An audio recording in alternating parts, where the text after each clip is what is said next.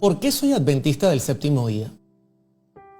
Quiero compartir con ustedes a través de este mensaje mi confirmación de que creo en Dios y creo que esta es la iglesia que Dios ha escogido, la iglesia adventista del séptimo día, como portadora de un mensaje importante, como un pueblo especial y santo llamado en los últimos días para dar el mensaje de salvación que el mundo necesita. A los 40 días de nacido, fui presentado en la iglesia adventista del séptimo día en Cabimas, Venezuela. Pero eso no confirma que yo sea un adventista del séptimo día, en ningún momento. Aunque mi abuela, Nicoleta, y mi madre Constantina fueron adventistas del séptimo día y murieron en la fe, aunque huyeron de Grecia siendo ortodoxas y llegaron a Venezuela y se convirtieron en creyentes adventistas, eso no confirma que yo sea un adventista del séptimo día. Entonces, ¿por qué soy un adventista del séptimo día? Porque he estudiado la doctrina que la iglesia enseña. Son 6 doctrinas, si no lo sabías, y son 28 creencias. Las he profundizado, las he estudiado, las he predicado, creo en ellas, creo que Cristo está en el centro de todas sus enseñanzas. Y creo y ratifico mi fe en Dios y en la iglesia adventista del séptimo día como el remanente que Dios tiene en estos últimos días de este mundo. Muchos me dicen, hermano Oliver, pero hay algunos que piensan que la iglesia adventista no es el remanente y que eso de remanente es un invento que nosotros hemos traído. Déjenme decirle que no es así. De hecho, en la Biblia, en Apocalipsis 12:17, está la palabra remanente. No ha sido un invento de la iglesia adventista. Y el contexto está dentro del momento en que la mujer huye en un tiempo histórico donde la iglesia fue perseguida por tantos años, 1260 años, al punto que la iglesia huye de Europa a América buscando libertad. Y en ese contexto, dice Apocalipsis 12:17, entonces el dragón se llenó de ira contra la mujer, que representa a la iglesia, y se fue a hacer guerra contra el resto de la descendencia de ella. Esta palabra, el resto, es la palabra griega loipos, que significa remanente. Y aquí el remanente tiene 2 características, maravillosas características. Guardan los mandamientos de Dios y tienen el testimonio de Jesucristo. Son 2 características que yo no las he inventado, están en la Biblia. Estas características son las que enmarcan al remanente. El remanente va a tener la bendición de imitar el carácter de Dios, que es su santa ley. Ahí están los 10 mandamientos, porque es la controversia que ha habido en el universo. Se ha puesto en tela de juicio el carácter de Dios. Y el remanente tiene el fin y la misión de representar el carácter de Dios en la tierra. Y además tienen el testimonio de Jesucristo, que en la Escritura representa la capacidad que Dios ha dado a los hombres de presentar un mensaje a través del don de profecía. Son 2 características, no las hemos inventado, son bíblicas. Apocalipsis 14:12 ratifica estas características y quiero irme con ustedes para que lo puedan leer conmigo. Apocalipsis 14:12, en el mismo marco de un mensaje triangélico, un mensaje que está sobre nuestros hombros y que debe ser presentado al mundo, un mensaje de amonestación, la Biblia dice, aquí está la paciencia de los santos, los que guardan los mandamientos de Dios y la fe de Jesús. Está en un marco donde habrá gran aflicción en el mundo y donde el mundo será puesto en gran prueba y la iglesia de Dios emergerá, como siempre, imitando el carácter de Dios y manteniendo en alto la fe de Jesús. Ahora, otra pregunta que me hacen, hermano Oliver, Elena G. White no es ninguna profeta. ¿De dónde ustedes sacan que Elena G. White es una profeta? Para responder esta pregunta necesitaría mucho tiempo y no lo tengo. Quiero hacer un video bien corto diciéndoles a todos que ratifico mi fe en Dios y en la Iglesia Adventista del Séptimo Día. Y quiero decirles que la Iglesia Adventista del Séptimo Día tiene un profeta. Tiene un profeta que está vigente, que escribió más de 100,000 páginas con grandes verdades y que será tremendamente atacada. No es de sorprendernos, ya que siempre los profetas fueron atacados en la Biblia. Ahora, yo pudiese hablarles mucho del ministerio de Elena G. de White, pero de antemano yo recomiendo que tú, como adventista del Séptimo Día, leas sus libros, porque el ministerio de esta mujer es un ministerio que especialmente fue dirigido a la Iglesia Adventista del Séptimo Día, a los creyentes, a los que creen en este mensaje final que debe darse al mundo. De hecho, ustedes pueden leer en Apocalipsis capítulo 10, la Escritura enmarca la aparición de la profeta o del profeta que en los días que Dios había anunciado aparecería. Y todo el capítulo 10 está enmarcado en un proceso histórico que deriva justamente en el verso 11. Y él me dijo, es necesario que profetices otra vez sobre muchos pueblos, naciones, lenguas y reyes. El apóstol Pedro dijo que los profetas no se levantaban cuando ellos querían. No. Al contrario, Pedro dice que Dios es quien levanta al profeta. Y no debe sorprendernos que en el momento en que esta mujer se levantó, era necesario la voz de un profeta. Imagínense, Juan fue el último profeta en proclamar y cerrar el canon bíblico con el libro de Apocalipsis. Estamos sobre el año 96 al año 100 después de Cristo. Luego, en el año 538 comienza una terrible persecución que trae oscuridad. La Edad Media, 1260 años de oscuridad, desde el año 538 al año 1798. Prácticamente la Biblia fue enterrada. Cualquiera que utilizaba la Biblia podía ser perseguido y asesinado. Y por lógica, Dios necesita que la luz vuelva a brillar. ¿Y qué mejor manera que utilizar un profeta? Un profeta que proclame que Cristo es el único camino y el único mediador entre el hombre y Dios. Esa es la voz de un verdadero profeta. Un profeta que diga que la ley de Dios sigue vigente, cada uno de sus mandamientos, porque representan el carácter de Dios. Esto es un verdadero profeta. Un profeta que guíe a la iglesia por un camino difícil y que ayude a la iglesia a entender su misión.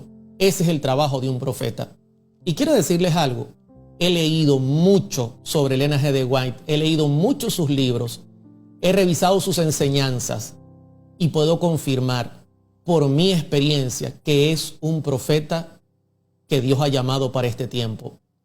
Ahora, otros me dicen, hermano Oliver, algunos dicen que el sábado no está en el marco teológico que nosotros los adventistas creemos. Bueno, yo les voy a decir algo. El sábado constituye uno de los 10 mandamientos. No eres tú ni soy yo quien va a explicar cómo debe guardarse o no. La Biblia es su propio intérprete. No tenemos que buscar a terceras personas para que nos digan qué hay que hacer. Hay que ir a la Biblia. Y la Biblia nos enseña claramente que el sábado es un día de bendición, una delicia, un día apartado para Dios. Isaías 58, 13 y 14 lo presenta como un día especial entre Dios y nosotros. De hecho, en Génesis 2 del 1 al 3, Dios lo estableció como un monumento de la creación. Es Dios quien coloca las pautas. Ahora, alguno dirá, bueno, hermano Oliver, pero trabajar en sábado, hacer algún trabajo secular, no debería ofender el día de reposo, porque Dios conoce nuestras necesidades. Dios sabe, Dios ve. Quiero decirle una cosa, mi querido hermano. Dios es quien coloca las pautas en cuanto al sábado. Y si usted va conmigo a Éxodo capítulo 20, donde aparece el mandamiento, Dios fue muy claro. Dios fue muy específico. Dios claramente allí dijo lo que está escrito, y voy a ir ahí. Acuérdate del día sábado para santificarlo, día de reposo. Claramente, no sé si ustedes leen igual que yo, 6 días trabajarás y harás toda tu obra. Aquí Dios te está dando el chance, desde el primer día de la semana hasta el 6º día, para que tú labores. Si tú eres carpintero, electricista, si trabajas con computadoras o camarógrafo, lo que tú seas, tienes 6 días para trabajar. Mas el 7º día, dice la Escritura, es reposo para Jehová tu Dios, no para Israel, para Jehová tu Dios. No hagas en él obra alguna, tú, ni tu hijo, ni tu hija, ni tu siervo, ni tu criada, ni tu bestia, ni tu extranjero, que está dentro de tus puertas. Y ojo, eso está enmarcado en el trabajo donde directamente yo soy el beneficiado, donde yo me gano el sustento para mantener a mi familia y yo soy el beneficiado, ¿ok? Donde debo ocupar mi mente y mi tiempo en cosas seculares. Y luego explica el por qué, porque en 6 días Jehová hizo los cielos y la tierra, el mar y todas las cosas que en ellos hay, y reposó en el 7º día. Por tanto, Jehová, no el hombre, bendijo el día de reposo y lo santificó. Claramente es uno de los 10 mandamientos. Ahora usted dirá, hermano Oliver, pero usted trabaja en sábado. Sí, yo trabajo en sábado. Y entonces está quebrantando la ley, está rompiendo el mandamiento. No, porque mi trabajo no es para mi beneficio personal únicamente, sino trabajo para exaltar el nombre de Dios y para proclamar que Dios es mi Rey y Señor. Ahora, en Mateo capítulo 12, verso 5, Cristo dejó claro un principio que es una excepción a la norma. Y no debe sorprendernos porque Dios siempre es claro en su palabra. Vayan conmigo y lean. Dice allí, Mateo 12:5, ¿no habéis leído en la ley cómo en el día de reposo los sacerdotes en el templo profanan el día de reposo y son sin culpa? Claramente, cualquiera que trabaje en sábado para engrandecer el reino de Dios, para exaltar el nombre de Dios, para proclamar que Dios es el creador, para nosotros de alguna manera apuntar a pasar tiempo con Dios, es bienvenido. Y la Biblia dice, son sin culpa. Quizá tú eres médico y te llamen para una emergencia. ¿Qué deberías hacer? Cristo dijo que hacer el bien forma parte del sábado. Y entonces, aunque tú no estás trabajando, es totalmente lícito que vayas a atender esa necesidad. Ahora, ¿puedes pasar consultas entonces los sábados? No, en ninguna manera. Ya eso es muy diferente, es muy distinto.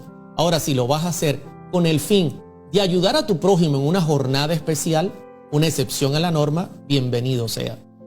Así que no se dejen engañar. Quien pone las pautas en cuanto al sábado es Dios. Ahora, hay más preguntas. Algunos dicen, hermano Oliver, ¿y todavía usted cree que en 1844 Cristo pasó al lugar santísimo? ¿Cree usted en esa posición profética historicista? ¿Cree usted que realmente ocurrió un evento? No solo lo creo, lo proclamo. Saben que es increíble encontrar que la iglesia adventista es diferente a las demás, porque tiene una concepción de las profecías totalmente distinta a las demás. De hecho, nuestra posición es historicista. Hace poco estuve estudiando el libro de Daniel con la gente que escucha nuestro canal y presentaba argumentos históricos, teológicos y también arqueológicos sobre el inicio de Babilonia en el año 605 a.C., justamente muy cerca del año 457, cuando Artajerjes dio la orden de que el pueblo volviera a reconstruir Jerusalén. Todo esto está verificado por la arqueología. No son fechas que nosotros hemos inventado. No son fechas que nosotros hemos sacado debajo de la manga. No, todo esto es historia. La historia confirma los eventos bíblicos y sin duda ese momento en el año 457 a.C. se puso en marcha una de las profecías más grandes y más largas de la Biblia, los 2300 tardes y mañanas. Una profecía que no solamente anunciaba, atención, que Cristo pasaría en cierto momento al lugar santísimo, también anunciaba la aparición del Mesías, anunciaba su muerte en la cruz, anunciaba que resucitaría, anunciaba la proclamación del Evangelio a los gentiles, también anunciaba que Cristo entraría al Santo, también por supuesto anunciaba que Cristo entraría al Santísimo, porque nosotros como adventistas del séptimo día creemos que el santuario es una gran escuela de aprendizaje. Ahora, que muchos no conozcan estas enseñanzas bíblicas y sean adventistas del séptimo día es un llamado de atención. Es un llamado de atención muy importante. Pero el hecho de que mucha gente desconozca nuestra historia, desconozca las fechas y los eventos proféticos, no quiere decir que la iglesia adventista esté equivocada. Lamentablemente quiere decir que muchos no están haciendo sus tareas. Por eso quiero compartir un texto que, por supuesto, Oseas presentó en la Escritura y quiero compartirlo para evidenciar lo que antes estoy presentando. Oseas capítulo 4, verso 6. Y noten cómo dice Oseas allí. Y quiero compartirlo. Oseas 4, 6 dice: mi pueblo fue destruido, lamentablemente. ¿Por qué? Porque le faltó conocimiento. Ahora, ¿de quién es la culpa? ¿Es que Dios no lo ha dado? Quiero decirles que en las Sagradas Escrituras hay suficientes evidencias históricas, proféticas, bíblicas, que han sido confirmadas por la ciencia, la arqueología y la historia, que sin duda proclaman a viva voz que lo que la Iglesia Adventista del Séptimo Día enseña está correcto. Pero el gran problema está acá: por cuanto desechaste el conocimiento, yo te echaré del sacerdocio, y porque olvidaste la ley de tu Dios, también yo me olvidaré de tus hijos. Querido hermano adventista, no seas adventista porque te bautizaste o porque vienes de una familia de generaciones adventistas. Estudia las profecías. Un buen adventista del séptimo día tiene la capacidad de levantarse en cualquier momento y en cualquier lugar y presentar evidencias de su fe. Así que el hecho de que algunos desconozcan las profecías no es evidencia de que nosotros estemos errados. Quiero también responder: hermano Oliver, ¿todavía usted cree que el movimiento millerita proclamó un mensaje que venía de Dios, habiéndose ellos equivocado, centrando su atención en una fecha, 22 de octubre de 1844, habiendo hecho que mucha gente vendiera sus propiedades, diciendo que Cristo venía por segunda vez, habiéndose equivocado, llamando a las otras iglesias como iglesias caídas por no abrazar el mensaje? ¿Aún usted cree que este movimiento era un movimiento guiado por Dios? Queridos hermanos, no es el único chasco que hay en la Biblia. Lamentablemente nosotros podemos ir a la cruz del Calvario y encontrar a los discípulos huyendo, despavorridos, con miedo, perseguidos, renegando y diciendo: nosotros creíamos que Él era el Mesías. ¿Eso quiere decir que Cristo estaba equivocado? En absoluto. Lamentablemente, es algo histórico. La iglesia siempre tiene un paso detrás de los pasos que da Dios en la verdad presente. Siempre la iglesia está un paso atrás. Es lamentable. Y en aquel tiempo, los discípulos habían anunciado que Cristo seguramente tomaría el poder, el reino. No solamente los discípulos, también Israel creía en un Mesías que venía con espada a gobernar el mundo. Y se llevaron un gran chasco al ver a Cristo muriendo en la cruz del Calvario. ¿Quiere decir que vamos a echar por tierra todo el evangelio? En ningún momento. Siempre la iglesia, por no hacer sus tareas, ha estado un paso atrás de la verdad presente. No debería esto sorprendernos. ¿Acaso cuando Cristo nació era esperado con bombo y platillos? ¿Qué dijeron los sacerdotes cuando llegaron los reyes del oriente? Bueno, las profecías dicen que en Belén ha de nacer el Mesías. Siempre un paso atrás. A los suyos vino y no le recibieron. Yo siento gran admiración por Guillermo Miller y por todos aquellos que creyeron firmemente que algo iba a ocurrir porque estudiaron, hicieron sus tareas, revisaron la historia, revisaron todas las evidencias y llegaron a una fecha. ¿Se equivocaron de evento? Sí, se equivocaron, pero hubo un evento. Algo ocurrió. Y la Biblia sin duda alguna presenta que Cristo pasó del lugar santo al santísimo. ¿Acaso el santuario no tiene un orden? ¿Acaso no es Cristo representado en su nacimiento por el campamento alrededor del santuario? Juan 1:14 levantó su tienda entre nosotros, que no en griego. ¿Acaso su muerte no estaba predicha en el altar de sacrificio? ¿Acaso su resurrección no pasaba por el lavacro? ¿No ven el camino que hay? ¿Acaso Apocalipsis 1 no evidencia que Cristo está entre los candelabros en el lugar santo, luego de ascender al cielo? ¿Y cuál sería el siguiente paso? Saben que inclusive los reformadores intuían que algo grande ocurriría luego de terminar los 1260 años de persecución. Ellos intuían que habría un nuevo paso y que Cristo daría otro paso en la verdad presente. No es de sorprenderse que Guillermo Miller y los milleritas tomaran la escritura en el momento perfecto, justo antes de cumplirse la profecía, porque es un principio bíblico que las profecías resurgen, que el conocimiento resurge justo antes de que se cumpla el evento. Y como dice Daniel 12:4, y lo voy a citar, lo voy a colocar, porque muchos lo citan fuera de su contexto correcto, pero él tiene un contexto que es el contexto correcto, y quiero que ustedes lo puedan leer conmigo en este momento. Daniel capítulo 12, verso 4, dice claramente, ahí lo tienen en la pantalla, pero tú, Daniel, cierra las palabras y sella el libro. Daniel, para muchos eruditos, está dividido en dos partes, del 1 al 8, es una parte y del 8 al 12 es otra. Del 8 al 12 estaría sellado hasta el tiempo del fin.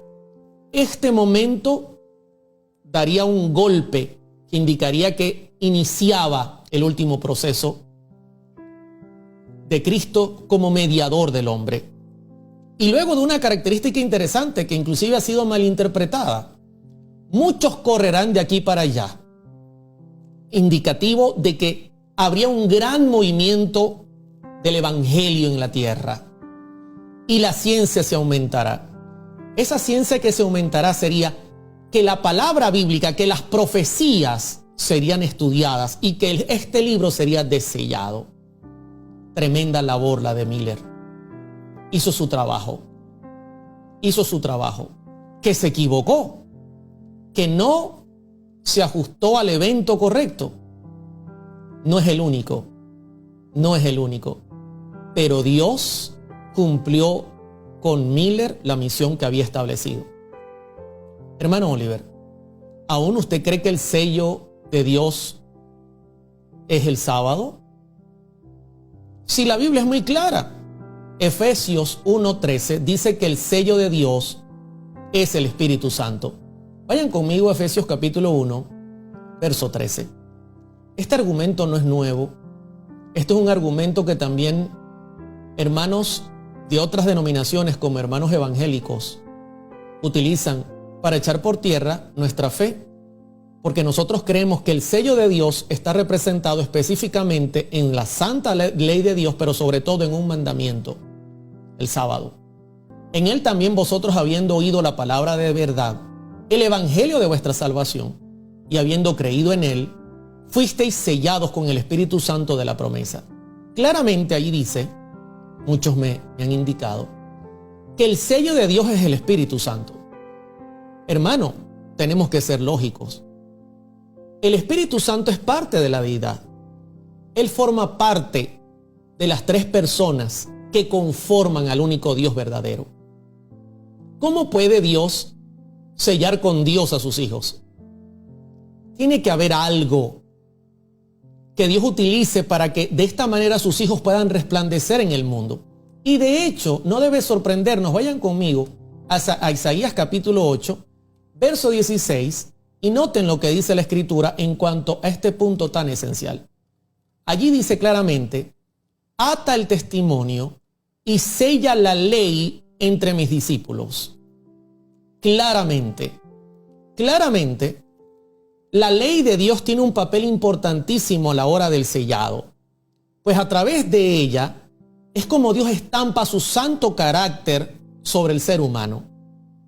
Porque Dios es amor. Ese es su carácter. El diablo puso en duda que Dios fuese amor, pero Dios lo ha demostrado. Basta mirar a Cristo en la cruz. Y entonces Dios quiere estampar su santo carácter a través de la obra del Espíritu Santo sobre nosotros. Por eso Cristo lo dejó como el otro consolador, alos paracletos en griego, otro de mi misma clase que consuela.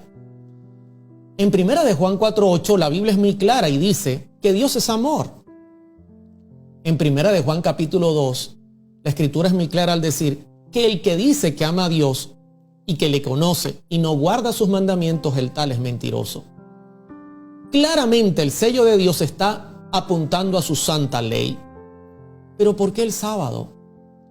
Es tan sencillo, mis hermanos, porque la Escritura señala en un contexto profético que en los últimos días el diablo tendrá una marca. Descontextualizar el sábado de las profecías es el peor error que se puede cometer. Porque el sábado está dentro de un marco profético que hará temblar al mundo. Y si lo sacamos de ese marco, todas las profecías se van a tierra. Mientras en Apocalipsis 13, una bestia quiere colocar una marca. Su imagen hace temblar a pequeños, grandes, ricos y pobres. E impone una marca, y quiero compartirla para que ustedes la puedan mirar. Claramente dice acá: y pusiese una marca en la mano derecha o en la frente. Mientras eso ocurrirá, porque estamos muy cerca, Dios tiene un sello. Dios tiene un sello que coloca solo en la frente y que está representado por su santa ley de amor y por sobre todo por el santo sábado. ¿Por qué? Porque justamente la marca de la bestia apunta a un día que Dios no bendijo y no santificó porque nunca reposó en él. Así que la contraparte será el sábado. No es un capricho adventista, es una profecía bíblica que va en franco cumplimiento. Y aquí quiero terminar. Hermano Oliver, ¿usted todavía cree que habrá una gran controversia entre el sábado y el domingo? No es el tema sábado o domingo. El tema es Dios o Satanás. ¿El sello de Dios o la marca del diablo? ¿El santo sábado o el domingo común? Eso es lo que está delante de nosotros. Y yo te hago una pregunta. ¿Acaso no está ocurriendo delante de nosotros todos estos eventos que están pasando, el calentamiento global, las enfermedades, las guerras? Poco a poco no está subiendo el ardor de la gente para que el mundo esté bajo una bandera, para que el mundo abrace una falsa enseñanza que ya está preparada. ¿Acaso en tu país el domingo no ha ocupado el lugar del sábado?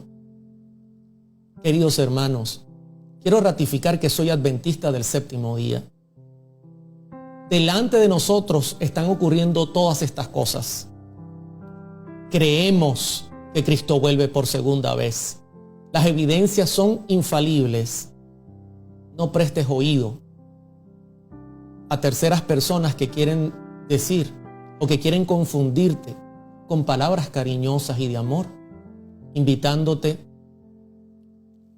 a no creer que Dios tiene una iglesia en esta tierra, porque Dios sí la tiene. Hay una verdad en esta tierra que no es discutible. Hay un pueblo que la porta. No todos en este pueblo serán sinceros, pero Dios tiene un remanente siempre. y este pueblo cumplirá con su misión. Quiero compartir y terminar citando Judas capítulo 1, verso 7, para hacerles un llamado, así como lo hizo Judas. Vayan conmigo un poquito más adelante, en Judas capítulo 1, verso 17. Dice la Escritura, y la voy a colocar en pantalla: pero vosotros, amados, tened memoria de las palabras que antes fueron dichas por los apóstoles de nuestro Señor Jesucristo, los que decían: en el postrer tiempo habrán burladores que andarán según sus malvados deseos. Estos son los que causan división, los sensuales, que no tienen el Espíritu. Pero vosotros, amados, edificándoos sobre vuestra santísima fe, orando en el Espíritu Santo, conservaos en el amor de Dios, esperando la misericordia de nuestro Señor Jesucristo para vida eterna. Verso 22. A algunos que dudan, convencedlos, y yo te hago un llamado. Para convencerte, edifica tu fe en la palabra de Dios, confirma lo que has creído. No tengas miedo de profundizar en la verdad. Deja que el Espíritu Santo te guíe, pero convéncete. Nuestra labor es convencerte a través de la obra del Espíritu Santo, llevando la palabra a tu oído, y como decía Lutero, el Espíritu Santo la tomará de tu oído y la llevará a tu corazón. A otros salvad, arrebatándolos del fuego, y de otros tened misericordia con temor, aborreciendo aún la ropa contaminada por su carne.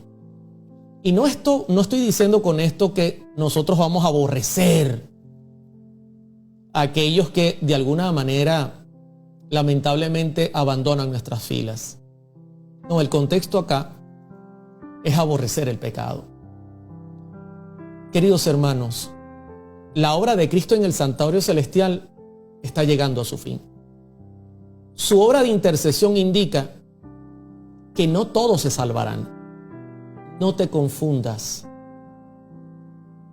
Solo el que venza, dice Apocalipsis, será salvo.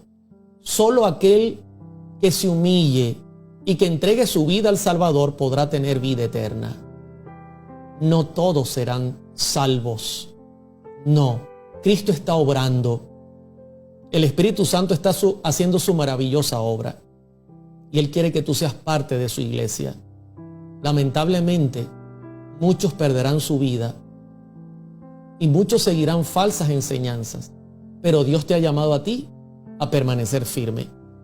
Hoy ratifico que creo en Dios, creo en el Padre, en el Hijo y en el Espíritu Santo, en las 6 doctrinas y 28 creencias, en la profesión y posición profética de la Iglesia Adventista del Séptimo Día, y creo que esta iglesia tiene un gran llamado y una gran misión: proclamar la verdad.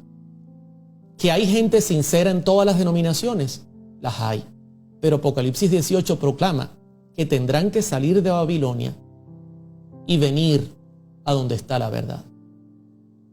Elena G. de White dijo en el manuscrito 155 del año 1902: deberíamos recordar que la iglesia, aunque débil y defectuosa, constituye el único objeto en la tierra al cual Cristo otorga su consideración suprema.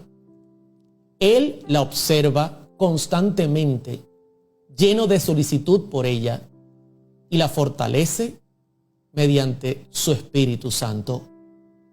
Que Dios te bendiga y que Dios sea tu paz. Corona Studio, en corto.